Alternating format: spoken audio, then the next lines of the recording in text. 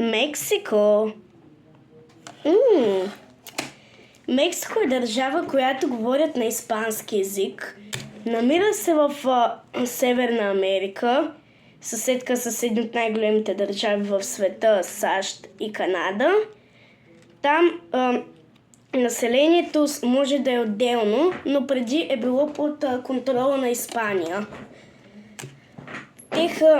Техен най-голям съюзник, както вече казах, е Испания и те са се освободили от нея през 19 век, като тогава не е била много развита технологията и заради това им е било малко по-трудно.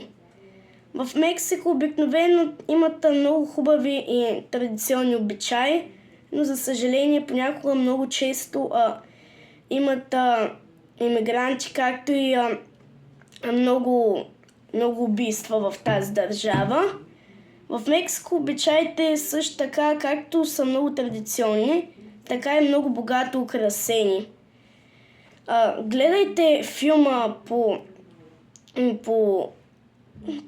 киното или някъде като го намерите по HBO, да кажем, Коко, който е мексиканско момче-дете, което може да общува с предишните си прадеди и имат обичай в Мексико.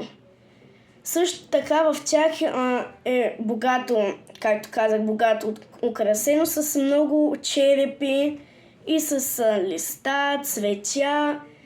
Навсякъде по традиция се слагат рози по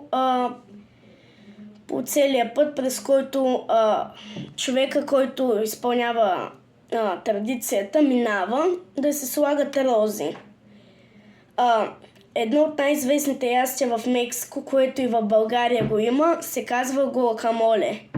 Това е зелен сос, който може да е малко гнусен, но е много вкусен и е подходящ за чипс, както и за още някои неща, като дресинг на салата и така нататък.